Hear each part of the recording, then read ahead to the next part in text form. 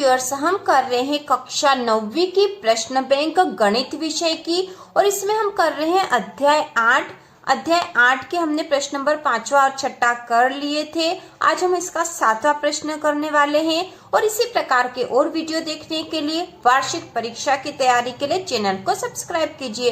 तो शुरू करते हैं। प्रश्न नंबर 7वां, दर्शाइए कि एक वर्ग के विकर्ण बराबर होते हैं और परस्पर समकोण पर समद्विभाजित करते हैं। तो यहाँ पे हमें दर्शाना है कि एक वर्ग के विकर्ण बराबर है, विकर्ण बराबर होते हैं। तो सबसे पहले तो दर्शाना होगा कि विकर्ण बराबर होते हैं। फिर दूसरा, परस्पर समकोण पर समद्विभाजित करते, मतलब उनके बीच में समकोण बनता है और वे एक दूसरे को समद्विभाजित मतलब दो बराबर भागों में भी बांट रहे हैं। तो यह सब कुछ हमें दर्शाना है। तो हमने यहाँ पे इसके लिए एक वर्ग बना लिया है और इसको नाम दे दिया है ABCD।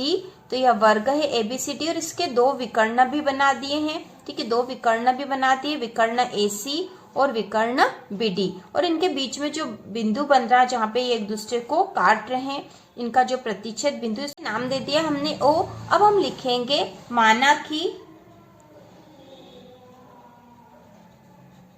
माना कि वर्ग ABCD है जिसमें विकर्ण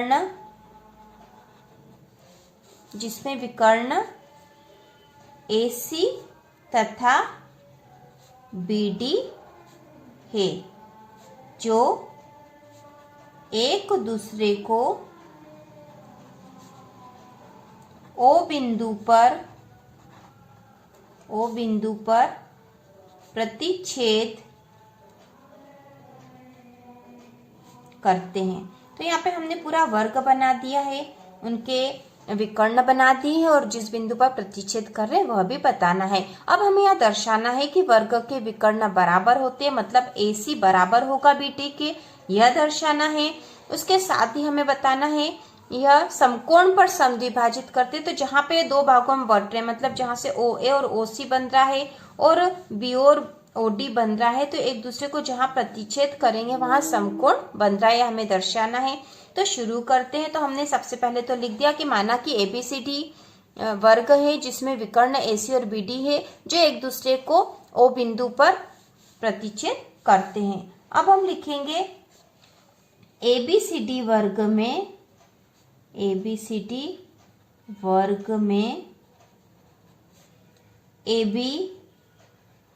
समांतर है DC के, AB समांतर है DC तथा AD समांतर है BC।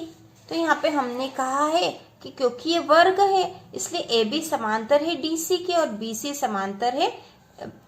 समांतर है AD के, या AD समांतर है BC के, क्योंकि एक वर्ग है और वर्ग में जो सम्मुख भुजाएं होती है वह एक दूसरे के समांतर भी होती है। तो हमने इसलिए लिख दिया है। अब हम लिखेंगे इसलिए कोण BAC बराबर होगा कोण DCA के। तो यहाँ पे हमने लिखा है क्योंकि ये एक दूसरे को प्रतिच्छेद कर रहे हैं और AB जो है समांतर है DC के और उसी प्रकार BC समांतर है AD के, तो इसलिए जो कोण बनेगा कोण BAC, ठीक है, कोण BAC मतलब ये वाला जो कोण यहाँ बनेगा, ये कोण BAC बराबर होगा कोण DCA के, इस कोण के, क्योंकि ये दोनों जो भुजाएं हैं AB और DC समांतर है जिन्हें एक विकर्ण यहाँ प्रतिच्छेद कर रहा है। ठीक है, यहाँ से यहाँ पे जो प्रतिच्छेद कर रहा है, तो इसलिए यहाँ जो कोण बनता है वह एकांतर कोण होता है। ठीक है, एकांतर कोण बन रहा है और एकांतर कोण जो बनते हैं वह बराबर होते हैं। तो हम यहाँ लिखेंगे एकांतर कोण, इसलिए कोण BAC बराबर है कोण DCA के। इसी प्रकार इसीलिए कोण BAO बराबर होगा कोण DCO के, और यह भी इसी के बराबर है क्योंकि हमने यहाँ बताया था कि कोण BAC मतलब ये वाला कोण, कोण तो यही है, बराबर है कोण DCA के। यहाँ तक इस भुजा को हमने यहाँ तक बताया था, ये कोण और ये कोण बराबर है। और हमने बोल दिया है कि कोण BAO मतलब हमने इसको यहीं तक दर्शाया तो भी कोण तो यही है, और इसी प्रकार DCO तो यहीं तक दर्शाया लेकिन कोण तो वापस यही बता रहे हैं, तो ये दोनों कोण तो बराबर है, इसलिए BAO और DCO भी कोण जो है बराबर होंगे। अब हम आगे लिखेंगे इसी प्रकार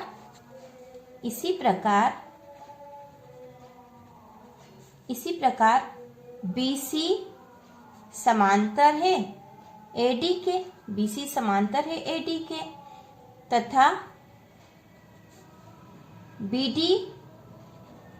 BD उन्हें प्रतिच्छेद करती है।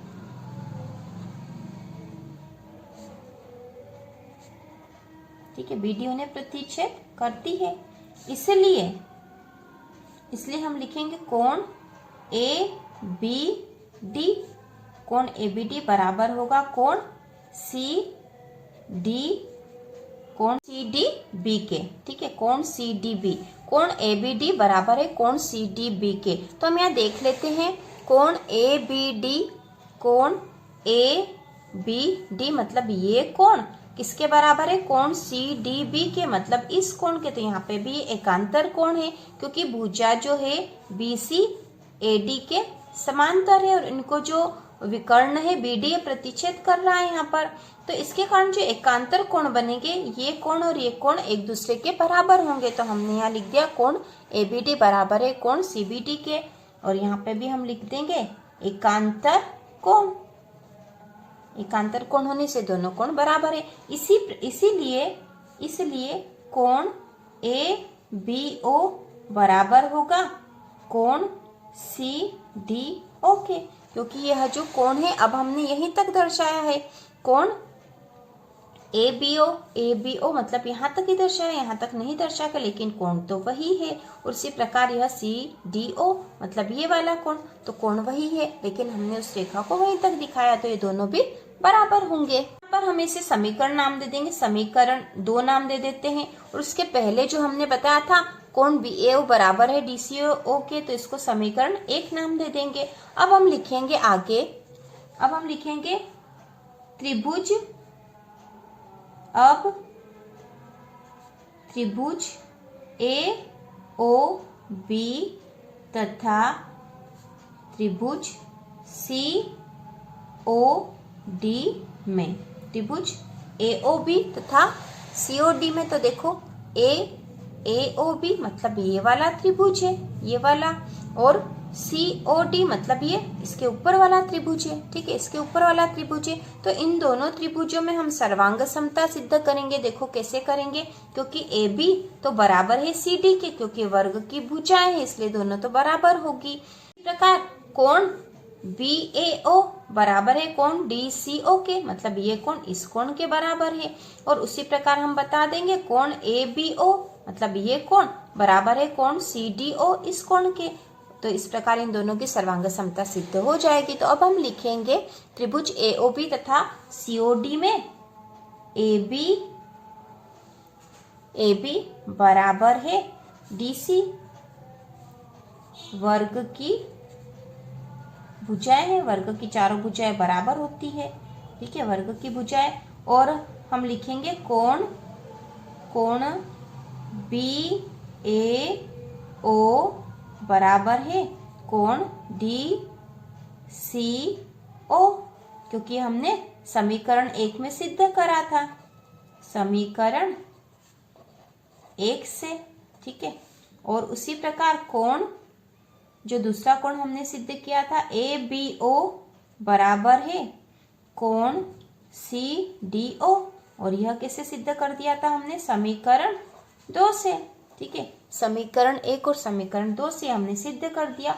इसलिए ठीक है, इसलिए त्रिभुज AOB सर्वांग सम है त्रिभुज COD के। ये दोनों सर्वांग सम है, और किस कारण से है, तो यहाँ पे एक भुजा और 2 कोण बराबर है इनके।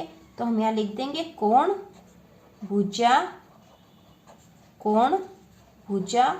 कोण प्रमेय से। ठीक है, इस त्रिभुज एओबी सर्वांग सम है त्रिभुज सीओडी के कोण भुजा कोण प्रमेय से। अब हम सिद्ध कर दिया कि त्रिभुज एओबी सर्वांग सम है त्रिभुज सीओडी के दोनों त्रिभुज सर्वांग सम है। तो सर्वांग सम त्रिभुजों की संगत भुजाएं और संगत कोण बराबर होते हैं। तो यहाँ पे क्योंकि इनकी संगत भुजाएं OA और OC भी है और BO और OD है, इसलिए दोनों भी बराबर होगी। तो हम लिखेंगे इसलिए AO बराबर है CO तथा BO बराबर है DO, क्योंकि यह सर्वांग सम त्रिभुज की संगत भुजाएं, इसलिए दोनों भुजाएं भी बराबर है। तो क्योंकि ये भुजाएं बराबर है, इस प्रकार हम लिख सकते हैं कि इस प्रकार विकर्ण एक दूसरे को समद्विभाजित करते हैं। इस प्रकार विकर्ण एक दूसरे को समद्विभाजित करते हैं, हमने सिद्ध कर दिया। क्योंकि AC विकर्ण है, ठीक है, AC विकर्ण था और OA और OC बराबर है, मतलब विकर्ण समद्विभाजित हो रहे, दो बराबर भागों में बट रहे हैं क्योंकि दोनों के मान बराबर है। उसी प्रकार विकर्ण BD को भी दो भागों में बांटेंगे तो BO या OB और OD हो रहे हैं, तो यह भी एक दूसरे को समद्विभाजित कर रहे हैं क्योंकि दो बराबर भागों में यह बट रहे हैं। अब हम आगे करेंगे त्रिभुज ABD तथा त्रिभुज ABC में। तो अब हम इन दोनों त्रिभुज में जाएंगे, त्रिभुज ABD तथा ABC में। मतलब एक त्रिभुज तो ये है ABD ये वाला त्रिभुज और ABC ये वाला त्रिभुज। तो इस त्रिभुज और इस त्रिभुज में हम सर्वांग समता सिद्ध करेंगे। तो इस त्रिभुज और इस त्रिभुज में सर्वांग समता सिद्ध करने के लिए हम BC बराबर AD एक भुजा बता देंगे। उसी प्रकार AB बराबर AB बता देंगे क्योंकि यह तो दोनों में कॉमन है, उभयनिष्ठ भुजा है। और यहाँ पे जो कोण है, ये कोण और ये कोण बराबर बता देंगे, तो यह सर्वांग सम सिद्ध हो जाएंगे। तो हम लिखेंगे त्रिभुज ABD तथा ABC में। तो इन दोनों त्रिभुजों में AB बराबर है AB क्योंकि यह तो उभयनिष्ठ है दोनों के बीच में।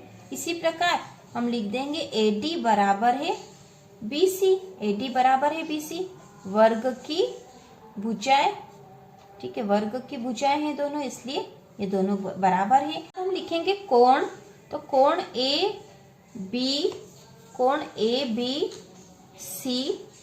ABC बराबर है कोण BAD क्योंकि दोनों 90 डिग्री है, क्योंकि ये वर्ग के कोण बन रहे हैं। वर्ग की भुजाओं के बीच जो कोण बनते हैं वो 90 डिग्री के होते हैं, हमें पता है। कोण ABC बराबर है कोण BAD बराबर 90 डिग्री। तो इसलिए त्रिभुज ABD सर्वांग सम है त्रिभुज ABC। और किस कारण से हम लिख देंगे, भुजा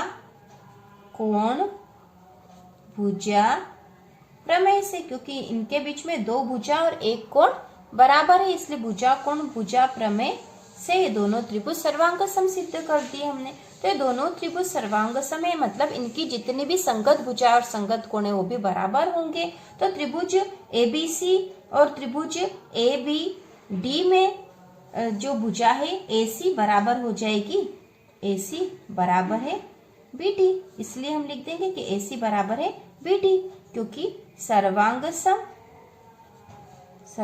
सम त्रिभुज की संगत भुजाएं हैं, ये संगत भुजाएं हैं सर्वांग सम त्रिभुज की। और ये हमारे विकर्ण है AC और BD तो हमारा विकर्ण था। इसका मतलब यह है कि दोनों जो विकर्ण है वर्ग के वो दोनों बराबर है। तो हम लिख सकते हैं कि इस प्रकार वर्ग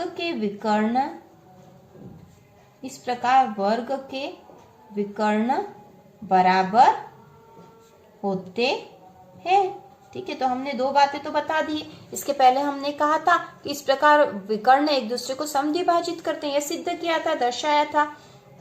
और दूसरा हमने दिखा दिया यहाँ पे कि इस प्रकार वर्ग के विकर्ण बराबर होते हैं। अब हमें एक और जो सिद्ध करना था कि यह एक दूसरे को परस्पर समकोण पर समद्विभाजित करते हैं, तो हमने बता दिया, लेकिन समकोण पर करते हैं हमने नहीं बताया। तो इसके लिए हम लिखेंगे आगे, अब त्रिभुज AOB तथा त्रिभुज AOD में, ठीक है, इन दोनों त्रिभुजों में बता रहे हैं। तो ये त्रिभुज है त्रिभुज AOB मतलब ये वाला त्रिभुज तथा AOD मतलब ये त्रिभुज, ठीक है। एक त्रिभुज हमने ये वाला इधर वाला लिया और एक त्रिभुज ये लिया है। तो इन दोनों को यदि हम सर्वांग सम सिद्ध करेंगे तो इनके सभी कोण भी बराबर होंगे। और हम यहाँ दर्शा देंगे कि पूरा जो कोण है यह तो 180 डिग्री का होता है, लेकिन एक कोण यहाँ पे इस प्रकार 180 डिग्री का होता है। हम इस एक कोण को 90 डिग्री का सिद्ध कर देंगे, तो हम बता देंगे कि ये समकोण पर समद्विभाजित करते हैं। तो कर लेते हैं, इसको करेंगे तो हमको अच्छे से समझ में आ जाएगा। अब त्रिभुज AOB तथा AOD में, तो इन दोनों त्रिभुजों में हम सर्वांग समता सिद्ध करेंगे। इसके लिए सबसे पहले OB बराबर है OD के, OB बराबर था OD के, हमने पहले ही सिद्ध कर दिया था कि OB बराबर है OD के। तो यह सिद्ध किया था हमने, पहले ही सिद्ध कर दिया था, यह सिद्ध करा था OB बराबर है OD के। तो यहाँ पर हम इसको समीकरण नाम दे देंगे, समीकरण 3 दे देते ताकि हमको जल्दी समझ में आ जाए। तो हम इसको लिख देंगे OB बराबर है OD के, क्योंकि विकर्ण एक दूसरे को समद्विभाजित कर रहे थे। या फिर हम इसको लिख देंगे समीकरण 3 से, ठीक है, ताकि हम आसानी से इसको समझ सके। OB बराबर है OD। इसी प्रकार AB बराबर है AD के। क्यों? क्योंकि वर्ग की भुजा है, वर्ग की भुजाएं बराबर होती है, इसलिए AB बराबर है AD के। इसी प्रकार हम लिख सकते हैं कि AO बराबर है AO, क्योंकि यह तो उभयनिष्ठ है, यह कॉमन है दोनों में, इसलिए हमने लिख दिया कि AO बराबर है AO। इसलिए त्रिभुज AOB सर्वांग सम है त्रिभुज AOD के, क्योंकि यहाँ पर हम लिख देंगे भुजा प्रमेय से, ठीक है। जब दो त्रिभुजों की 3 भुजाएं बराबर होती तो वह दोनों त्रिभुज सर्वांग सम होते हैं। तो ये दोनों त्रिभुज सर्वांग सम है, ये हमने बता दिए यहाँ पे। इसलिए कोण AOB बराबर होगा कोण AOD के, AOB, क्योंकि ये दोनों त्रिभुज बराबर है, इसलिए इनके जो संगत कोण है, संगत कोण सर्वांग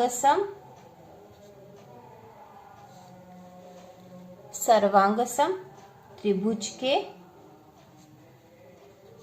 संगत कोण है, इसलिए दोनों बराबर होने चाहिए। त्रिभुज AOB बराबर है त्रिभुज AOD के। अब हमें तो पता है, परंतु हमें पता है क्या कि परंतु कोण AOB धन कोण AOD बराबर है 180 डिग्री के, 180 डिग्री के बराबर है। हमें पता है क्योंकि यहाँ पे जो विकर्ण बन रहा है, ठीक है, यहाँ देखो ये जो विकर्ण बन रहा है, हमने कहा कि कोण AOB मतलब ये वाला जो कोण है, कोण AOD इस कोण के बराबर है। पहले तो हमने ये बोल दिया, लेकिन हमें पता है कि कोण AOB और कोण AOD ये दोनों मिलके कितने हैं, 180 डिग्री के, हमें पता है। इसलिए हमने लिखा है कि AOB धन AOD बराबर 180 डिग्री है। तो अब हम लिखेंगे कोण AOB बराबर 180 बट्टा 2, क्योंकि दोनों कोण तो बराबर थे। तो यदि इसको 2 बराबर भागों में बांट देंगे तो AOB का मान आ जाएगा। तो इसलिए हमने 180 बट्टे 2 कर दिया, तो 2 एकम 2, 2 नम 18 और 0। तो कोण AOB बराबर कोण AOD दोनों बराबर, इसका मान कितना आ गया हमारे पास, 90 डिग्री, ठीक है, 90 डिग्री दोनों का मान आ गया है। अब हम यहाँ लिख देंगे, इसलिए इसलिए क्योंकि यहाँ 90 डिग्री माना गया है, कोण AOB और कोण AOD का मान 90 डिग्री आ गया है, इसलिए हम लिख सकते हैं कि AO लंब है BD पर। ठीक है, AO लंब है BD पे, इसलिए 90 डिग्री मान आ रहा है, क्योंकि जब लंब बनता है तो 90 डिग्री का मान आता है। तथा AC लंब है BD पर, AC लंब है BD पर, क्योंकि हमने पहले तो कहा, देखो यहाँ पर हमने कहा कि AO लंब है BD पे। ठीक है, BD पे लंब है ये, इसलिए 90 डिग्री का मान आया यहाँ पे। AO लंब है, यहाँ पे 90 डिग्री का, और ये भी 90 डिग्री का, ये भी 90 डिग्री का आ रहा है, मतलब ये लंब बन रहा है यहाँ पे। तो AO लंब है BD पे, तो AO को यदि हम आगे बढ़ा रहे तो AC बन रहा है, तो AC भी लंब है BD पर। तो ये हमने बता दिया कि AC लंब है BD पर, इसलिए यह जो 90 डिग्री का कोण यहाँ पर बन रहा है। लिख देंगे इस प्रकार विकर्ण समकोण पर, 90 डिग्री मतलब क्या हो जाता है, समकोण होता है। तो इस प्रकार विकर्ण समकोण पर समद्विभाजित करते हैं। तो हमें यही सिद्ध करना था, हमें जो जो दर्शाना था हमने दर्शा दिया है। सबसे पहले तो हमने दर्शाया था कि इस प्रकार विकर्ण एक दूसरे को समद्विभाजित करते हैं, यह दर्शाया था सबसे पहले हमने। ठीक है, इस प्रकार विकर्ण एक दूसरे को समद्विभाजित करते हैं। उसके बाद हमने दिखा दिया कि इस प्रकार वर्ग के विकर्ण बराबर हैं। यह भी आखिरी में हमने बता दिया है कि इस प्रकार विकर्ण समकोण पर समद्विभाजित करते हैं, क्योंकि यहाँ समकोण बन रहा है, यहाँ पे लंब बनेगा तो यह समकोण 90 डिग्री बनता है। तो इस प्रकार ये पूरा सवाल हो गया है, थोड़ा सा बड़ा जरूर है, लेकिन इसको एक बार समझ के आपको करना पड़ेगा, क्योंकि इसमें 3 चीजें हमें सिद्ध करनी पड़ी है और तीनों ही अलग अलग करनी पड़ी, इसलिए सवाल थोड़ा सा बड़ा हुआ है। लेकिन आप एक बार समझ लोगे तो आपको आ जाएगा कि हमें क्या क्या सिद्ध करना है और किस किस त्रिभुज को हम सर्वांग सम बता के सिद्ध कर देंगे। तो अब हम अगला प्रश्न करते हैं। बाद अगला प्रश्न नंबर 8वां है, सिद्ध कीजिए यदि एक चतुर्भुज की सम्मुख भुजाओं का प्रत्येक युग्म बराबर हो तो वह एक समांतर चतुर्भुज होता है। तो इसके लिए हमने एक चतुर्भुज बना लिया, इसे नाम दे देंगे ABCD। तो ABCD एक चतुर्भुज है और हमें क्योंकि इसे समांतर चतुर्भुज सिद्ध करना है, इसके लिए हम इसका एक विकर्ण भी बनाएंगे। तो विकर्ण भी खींच देते हैं AC। ठीक है, AC एक विकर्ण बना लेते हैं, तो यहाँ बन जाएगा AC विकर्ण। तो यहाँ A से C एक विकर्ण हो गया। तो हम लिखेंगे, माना कि ABCD एक चतुर्भुज है तथा AC एक विकर्ण है, चतुर्भुज का विकर्ण है। ठीक है, तो हमें यहाँ क्या सिद्ध करना है, हमें सिद्ध करना है कि एक समांतर चतुर्भुज है।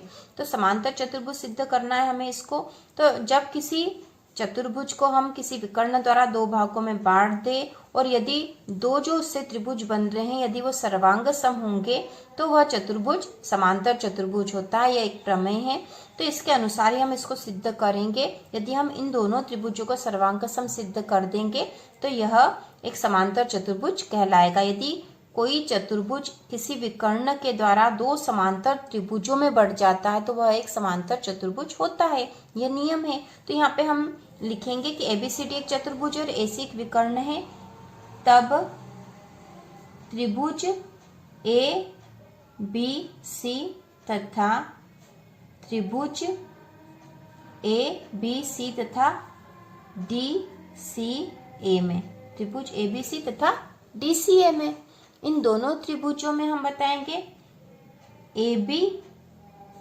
बराबर है DC। AB बराबर है DC क्यों? क्योंकि हमें प्रश्न में ही कहा गया कि एक चतुर्भुज की सम्मुख भुजाओं का प्रत्येक युग्म बराबर है। तो सम्मुख भुजाओं का युग्म बराबर है क्योंकि यह हम लिख सकते हैं कि दिया है यहाँ पर हमें। ठीक है, सम्मुख भुजाओं का प्रत्येक युग्म बराबर है, हमें दिया है, इसलिए AB बराबर है DC इन दोनों त्रिभुजों में। ठीक है, इस त्रिभुज में ABC और DCA में, यहाँ पर AB बराबर है DC, उसी प्रकार हम बोल देंगे BC बराबर है AD के।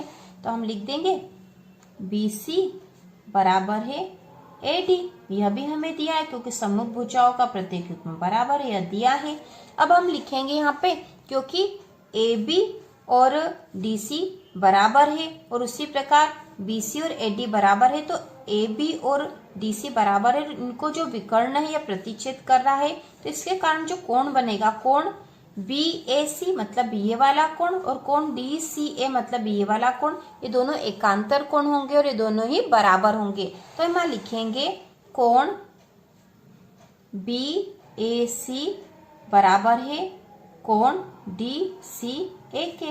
यहाँ पे लिख देंगे हम एकांतर कोण, एकांतर कोण बन रहा है इसलिए ये दोनों बराबर है। इसलिए त्रिभुज ABC सर्वांग सम है त्रिभुज DCA।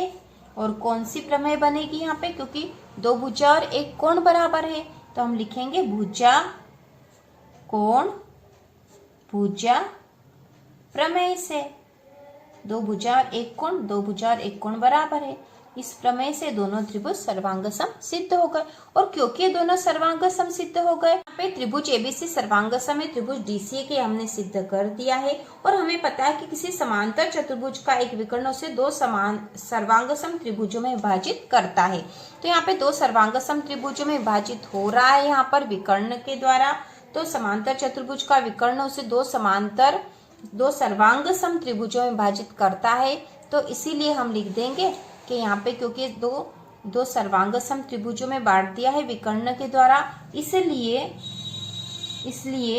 ABCD एक समांतर चतुर्भुज है,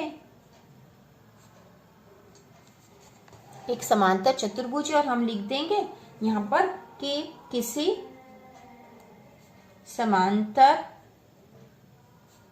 चतुर्भुज का विकर्ण, किसी समांतर चतुर्भुज का विकर्ण उसे दो सर्वांग सम त्रिभुजों में विभाजित करता है, ठीक है। तो इस प्रकार यह जो एक समांतर चतुर्भुज है हमने सिद्ध कर दिया। यह बहुत आसान सा सवाल था और बहुत आसानी से कर लेंगे हम इसको, एक बार केवल समझना है। तो इसी प्रकार के और वीडियो देखने के लिए, प्रश्न बैंक के सॉल्यूशन देखने के लिए और वार्षिक परीक्षा की तैयारी के लिए चैनल को सब्सक्राइब कीजिए।